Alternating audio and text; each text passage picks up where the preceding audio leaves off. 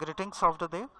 मैं C Hemant Karunia, assistant professor Shri Sanwaliya ji government college Mandphiya, district Chittorgarh, Rajasthan. Dear students, आज हम लोग कॉस्ट अकाउंटिंग सब्जेक्ट का चैप्टर सेकंड पढ़ेंगे, जिसके अंदर हम लोग शुरुआत करते हैं। बहुत ही इंपॉर्टेंट चैप्टर है एलिमेंट ऑफ कॉस्ट, लागत के तत्व। इन लागत के तत्वों को दो पार्ट में बांटा गया है, तीन पार्ट में बांटा गया है।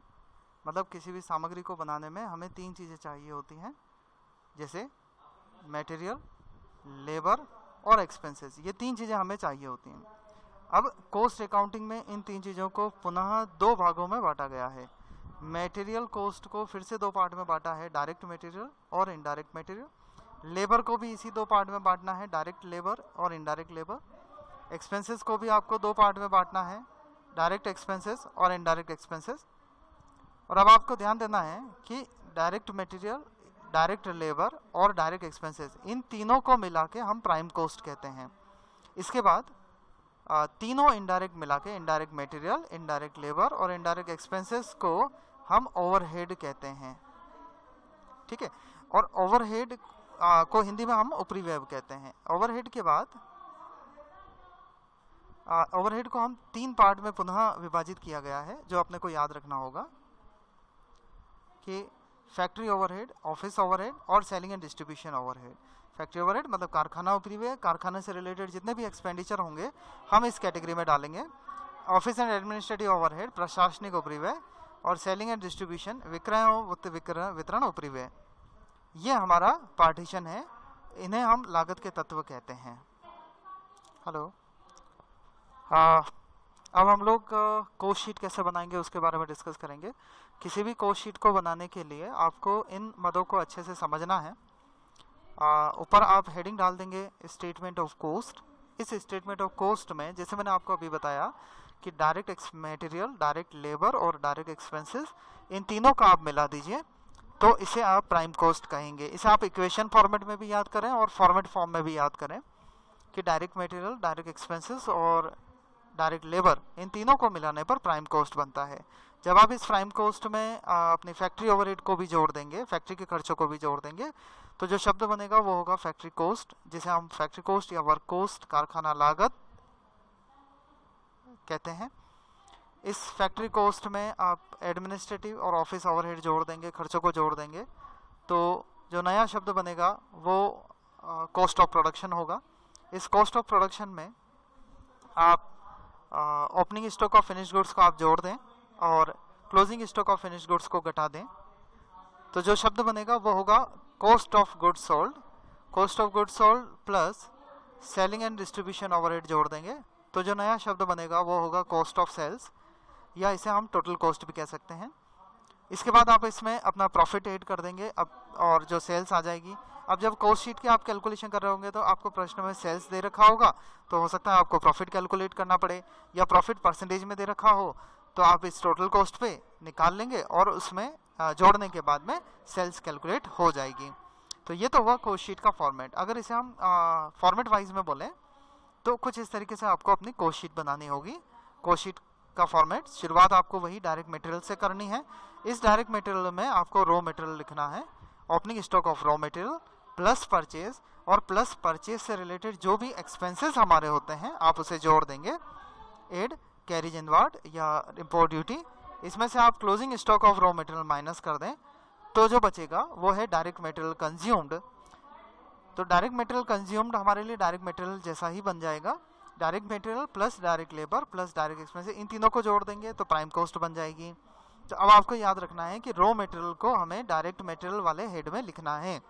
इसके बाद एड फैक्ट्री और वर्क्स ओवरहेड, फैक्ट्री से रिलेटेड खर्चे जो हैं वो आपको इसमें लिखना है। अब फैक्ट्री से रिलेटेड खर्चे क्या क्या आ जाएंगे? Indirect material, indirect wages, factory rent and rates, factory lighting and heating, factory insurance, मतलब फैक्ट्री से रिलेटेड सारे एक्सपेंडिचर को आपको यहाँ लिखना है। और आगे बढ़ते हैं।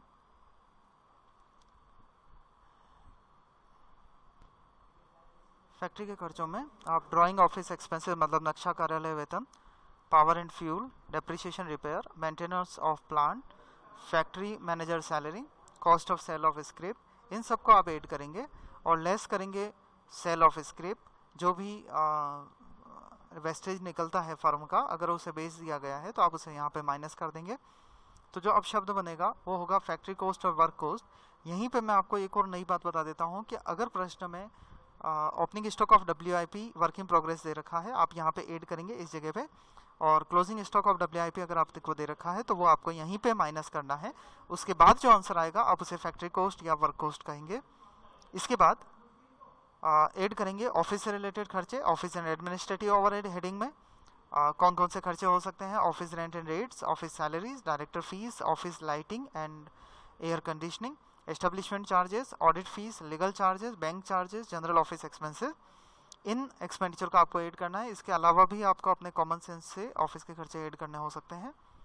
इसके बाद कॉस्ट ऑफ प्रोडक्शन आ जाएगा।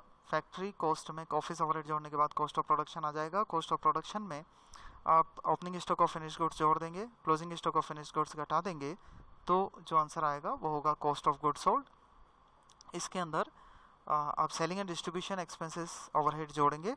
इनके अंदर आपके एक्सपेंसेस हो सकते हैं showroom expenses, salesman salary and commission, travelling expenses of salesman, advertisement, market research expenses, bad डेप्ट, कैटलॉग और price list, cost of free samples, after sales service, cost of technical demonstration, warehouse rent और insurance, packers wages, depreciation and operating expenses of delivery vans and finished stock losses। तो जो answer हमारे पास होगा वो होगा cost of sales, जिसे हम total cost कहते हैं। इसमें आप अपना प्रॉफिट जोड़ देंगे तो सेल्स आ जाएगी। जैसा मैंने आपको पहले डिस्कस किया था कि अगर प्रश्न में सेल्स दे रखी हो तो प्रॉफिट को आपको बैलेंस शीट फिगर निकालना होगा, या फिर अगर प्रॉफिट दे रखा है जो कि परसेंटेज में है तो आप किस पे दे रखा है उसको आप कैलकुलेट कर लेंगे। एग्जाम्पल के लिए अगर ऑन कॉस्ट लिखा है, जैसे 20% ऑन कॉस्ट लिखा है तो 20/100 करेंगे क्योंकि कॉस्ट आपको मालूम है। लेकिन अगर प्रश्न में 20% ऑन सेल्स लिखा है तो प्रॉफिट कैलकुलेशन में आपको 20/80 करना होगा, क्योंकि माना कि सेल्स आपकी 100 रुपये हुई तो प्रॉफिट 20 रुपये हुआ, तो सेल्स 100 माइनस प्रॉफिट 20 रुपये माइनस करने के बाद जो कॉस्ट आएगी वो 80 रुपये होगी। तो जब आप प्रॉफिट कैलकुलेट करेंगे तो कॉस्ट इंटू 20/80 कर देंगे। इसी तरीके से आप अन्य परसेंटेज का भी कैलकुलेशन कर सकते हैं। तो चलिए अब मैं आपको इसी चीज़ को उदाहरण स्वरूप समझाता हूँ। पहला एग्जांपल लेते हैं हम लोग। ये जो एग्जांपल और नोट्स हैं ये जयंत खंडेलवाल पारिक बुक के हैं, कॉस्ट अकाउंटिंग बुक के। पहला एग्जांपल में आपको इनका बाइफर्केशन करना है और आपको सोचना है कि ये किस कैटेगरी में आने वाला है। जैसे फ्यूल एंड पावर, ये फैक्ट्री से रिलेटेड खर्चा है तो आप इसे फैक्ट्री ओवरहेड ग्रुप में डालेंगे। ऑफिस सैलरी इसी से पता लग रहा है ये ऑफिस ओवरहेड में जाएगा। फॉरमेन्स वेजेस, फॉरमैन का मतलब होता है मशीनों को संभालने वाला व्यक्ति, तो मशीनों का ऑपरेटर एक तरीके से। तो इस फॉरमैन वेजेस को आप फैक्ट्री ओवरहेड में डालेंगे। ड्राइंग ऑफिस एक्सपेंसेस, इसे आप अपने फैक्ट्री ओवरहेड में लिखेंगे। नक्शा से रिलेटेड डाई बनाने वगैरह नक्शा का जो कार्य है इसे आप अपने फैक्ट्री ओवरहेड के अंदर डालेंगे। डेप्रिसिएशन ऑफ प्लांट जैसे फैक्ट्री के अंदर काम आता है तो फैक्ट्री ओवरहेड में डालोगे। कन्वर्टिबल मटेरियल, अब इससे कंफ्यूज नहीं होना है, ये रॉ मटेरियल ही है, इसे आपको रॉ मटेरियल मतलब डायरेक्ट मटेरियल ही बोलना है। और प्रोडक्टिव लेबर डायरेक्ट मटेरियल का ही डायरेक्ट लेबर का दूसरा नाम है, इसे आपको डायरेक्ट लेबर के ग्रुप में रखना है। डोनेशंस, ये एक ऐसा ग्रुप का आइटम है जिसे कोस्ट शीट में नहीं लिखना है, तो इसे आप एक्सक्लूड कर देंगे, इसे आप कहीं पे भी नोट नहीं करेंगे। हॉस्पिटल एंड डिस्पेंसरी एक्सपेंसेस को आप लोग ये सोचना होगा कि ये एक्सपेंसेस कहाँ हुए हैं। तो इन जनरल हम लोग इसे फैक्ट्री से रिलेटेड, क्योंकि फैक्ट्री में ही मशीनरी होती है और वहीं पे किसी के लगने वगैरह का चांस रहता है, तो इसे आप फैक्ट्री ओवरहेड में डालेंगे। बैंक चार्जेस ऑफिस से रिलेटेड खर्चे हैं, ऑफिस ओवरहेड में जाएंगे। हॉलीडे एंड लीव पे ऑफ वर्कर्स, क्योंकि वर्कर्स इसके फैक्ट्री के हैं तो फैक्ट्री ओवरहेड में जाएंगे। अगर ऑफिसर्स ने लिया है तो ऑफिस ओवरहेड में जाएगा। मार्केट रिसर्च एक्सपेंसेस, इसमें सेलिंग एंड डिस्ट्रीब्यूशन में जाएगा। डिविडेंड पेड, ये अगेन एक ऐसा आइटम है जो कि आप कोस्ट शीट में नहीं लिखेंगे कहीं पे भी। तो दो आइटम हो गए, डोनेशन और डिविडेंड पेड, जिसे आपको कोस्ट शीट में नहीं लिखना है। टेक्निकल डायरेक्टर्स फीस, इसे आप लोग फैक्ट्री ओवरहेड में लिखेंगे क्योंकि टेक्निकल वर्क जो है वो फैक्ट्री के अंदर होता है। कॉस्ट ऑफ आइडल टाइम, खराब समय जो मजदूरों द्वारा किया जाता है, इसे भी आप फैक्ट्री ओवरहेड में नोट करेंगे। Carries on raw materials, carries on raw material कच्चे माल का ही पार्ट बनेगा, तो इसे आपको डायरेक्ट मटेरियल में जब आप मटेरियल परचेज लिखेंगे तो उसी वक्त इसमें जोड़ देंगे। कैश डिस्काउंट अलाउड पूरी कॉस्ट शीट में कहीं नहीं आएगा, इसको आपको एक्सक्लूड करना है। स्टोर एक्सपेंसेस, माल को स्टोर, कच्चे माल को स्टोर करने से रिलेटेड है तो आपको फैक्ट्री ओवरहेड में लिखने हैं। कैरिज आउटवर्ड, माल बेचने से रिलेटेड खर्चा है तो सेलिंग एंड डिस्ट्रीब्यूशन में लिखना है। तो ये हमारा कंसेप्ट हुआ कॉस्ट शीट का। ये उदाहरण आपके लिए था कि आप अलग अलग एक्सपेंसेस को किस कैटेगरी के अंदर लिखेंगे। प्रस्तुत बुक में आपको इनके एक्सप्लेनेशन भी दे रखे हैं जिसे आप अच्छे से डिस्कस कर सकते हैं, अच्छे से एक्सप्लेन करके समझ सकते हैं। एक और उदाहरण लेते हैं कॉस्ट शीट बनाने का। सिंपल सी कॉस्ट शीट फॉर्मेट में रखना है। देखिए सब क्या क्या दे रखा है और क्या आपको बनाना है। पहले मैं प्रश्न पढ़ने से पहले आपको बता देता हूं कि आपको क्या बनाना है। इसमें जो इसे नीचे लास्ट में लिखा है, आप raw material consumed, prime cost, factory cost और कॉस्ट ऑफ प्रोडक्शन निकालिए। तो जो हमारा कॉस्ट शीट का फॉर्मेट है, ये कॉस्ट शीट का फॉर्मेट था, इसे आप अच्छे से देख लें। Direct material, direct wages, direct expenses जोड़ने पे प्राइम कॉस्ट आएगा, फैक्ट्री ओवरहेड जोड़ेंगे, फैक्ट्री कॉस्ट आएगा और उसके बाद ऑफिस ओवरहेड जोड़ने हैं तो कॉस्ट ऑफ प्रोडक्शन आ जाएगा। देखिए हमें प्रश्न में क्या दे रखा है। Opening stock of raw material 25,000, closing stock of raw material 26,000, purchase of raw material 22,000, direct wages 18,000 रुपये, नॉन प्रोडक्टिव वेजेस 1,000 रुपये, वर्क्स एक्सपेंसेस 8,000 रुपये, ऑफिस से रिलेटेड खर्चे 3,000 रुपये। इन मदों को आपको अपने फॉर्मेट में रीअरेंज करना है, फॉर्मेट में रखना है। तो शुरुआत मैं आंसर की तरफ ले जाता हूँ।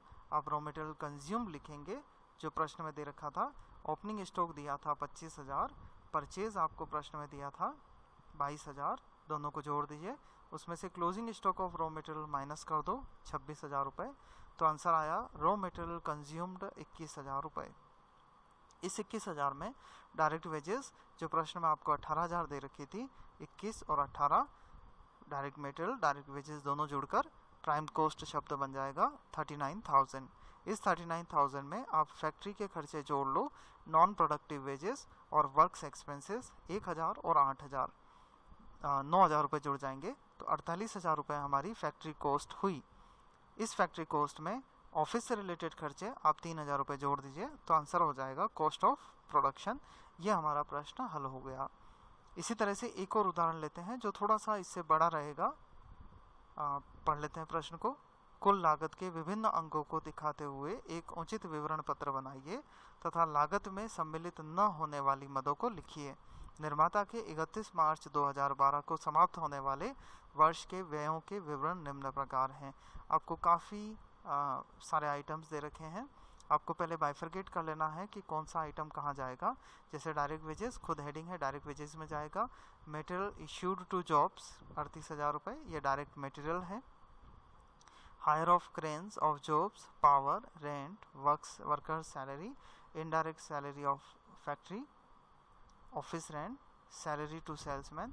इस तरीके से अपने को शुरू से लेकर एंड तक बहुत सारे आइटम्स दे रखे हैं। तो इन्हें सबसे पहले आपको इस तरह से कैटेगराइज कर लेना है कि इनमें से फैक्ट्री के खर्चे कौन कौन से रहेंगे, ऑफिस के खर्चे कौन कौन से रहेंगे और सेलिंग के खर्चे कौन कौन से रहेंगे। उसके बाद अपने को सिंपल जो कॉस्ट शीट का फॉर्मेट है उनकी टोटल को हमें नोट कर देना है। ठीक है, तो हम लोग सबसे पहले क्या करें, इस प्रश्न को ग्रुप वाइज हम लोग डिस्कस कर लें कि इनका ग्रुप क्या रहेगा। हर एक का ग्रुप पहले डिसाइड कर लें और उसके बाद में हम आसानी से इसका कॉस्ट शीट का फॉर्मेट आराम से पूरा कर पाएंगे। अब इस क्वेश्चन को करने के लिए आप लोग एक एक आइटम को उठाएंगे। जैसे सबसे पहले हम डायरेक्ट वेजेस लेते हैं, तो कॉस्ट शीट में इसकी एक पर्टिकुलर जगह है डायरेक्ट वेजेस 25,000, आप उस जगह लिख लेंगे इसको। थोड़ा समय लगेगा आपको एक बार सीखने में, बट बाइफरकेशन अगर एक बार आपने सीख लिया तो बस आपको फॉर्मेट में डेटा लिखना ही है। तो डायरेक्ट वेजेस हमने लिख लिया। इसके बाद हमें दिया है मटेरियल इश्यूड टू जॉब, कि हमने कितना मटेरियल जॉब्स के लिए, प्रक्रियाओं के लिए इशू किया है। तो ये हमने 38,000 रुपये डायरेक्ट मटेरियल में लिख लिए। तो डायरेक्ट मटेरियल हो गया, डायरेक्ट वेजेस हो गया। इसके बाद में डायरेक्ट एक्सपेंसेस की लिस्ट, हम लोग आंसर से चलते हैं क्वेश्चन की तरफ। एक्सपेंसेस में आपको लेना है हायर ऑफ क्रेन्स और रॉयल्टी। तो इन दोनों को हम लोग ले लेते हैं। हायर ऑफ क्रेन्स आप देखो इसके अंदर क्वेश्चन में आपको दे रखा है हायर ऑफ क्रेन 1,000 रुपये, और रॉयल्टी ये रही रॉयल्टी पेड फॉर पेटेंट 6,000 रुपये। तो आप इन दोनों को इसके अंदर कंसिडर कर लोगे। ये इस जगह आ जाएगा, हायर ऑफ क्रेन्स 1,000 रुपये और रॉयल्टी 6,000 रुपये। तो हमारे पास तीन चीज़ें हो गई, direct material, direct wages, direct expenses. इन तीनों को जोड़ने पर जो आपका अमाउंट बना वो बना प्राइम कॉस्ट 70,000 रुपये। इस 70,000 के बाद आपको फैक्ट्री ओवरहेड्स लेने हैं। अब एक बार इसको आंसर से ही देख लें कि फैक्ट्री ओवरहेड में आपको क्या क्या कंसिडर करना है। Power, rent and rates, indirect wages, machine repairs, machine depreciation, lighting factory की, शाफ्टिंग डेप्रिसिएशन, ड्राइंग ऑफिस एक्सपेंसेस। आप इन सभी के अमाउंट प्रश्न से यहाँ से छाट के आप फैक्ट्री ओवरहेड में नोट कर लें और इनकी टोटल लगा दें। तो ये हो जाएगी 31,400 रुपये आप फैक्ट्री ओवरहेड में लिखेंगे। प्राइम कॉस्ट जो हमारा 70,000 रुपये आया था उसके अंदर फैक्ट्री ओवरहेड जोड़ देंगे 31,400 रुपये। वर्क कॉस्ट आ जाएगी 1,01,400 रुपये। इसके बाद आप ऑफिस ओवरहेड के जो खर्चे हैं जिसमें rent, postage and stationery, directors fees, auditors fees, lighting, office, bank charges और लीगल एक्सपेंसेस, इन सभी को आप जोड़ देंगे। तो जोड़ने पर आपका अमाउंट 11,900 रुपये होता है। जो वर्क कॉस्ट में आप ऑफिस ओवरहेड के नाम से 11,900 रुपये जोड़ दें, ऑफिस कॉस्ट बन जाएगी या कॉस्ट ऑफ प्रोडक्शन शब्द नया आ जाएगा और वो होगा 1,13,300 रुपये।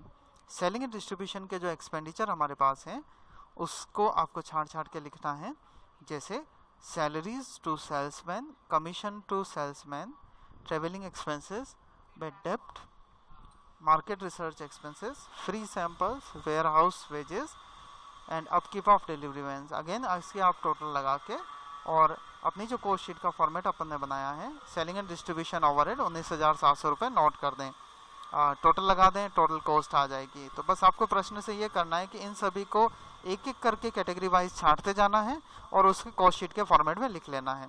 अब आपको यहाँ स्पेशली ये ध्यान रखना है कि ये जब आप लिख रहे हैं इसमें कुछ मदें ऐसी आएंगी जिनका इस कॉस्ट शीट में कोई काम नहीं है। उनके उदाहरण, उनके जो पॉइंट्स हैं वो ये रहे। इन मदों को आपको कॉस्ट शीट में लिखना ही नहीं होता। Interest on loan, donation, cash discount allowed, dividend paid और ट्रांसफर टू रिजर्व, इन चारों पांचों को आप हटा दें, कॉस्ट शीट में नहीं लिखें। ठीक है, थैंक यू।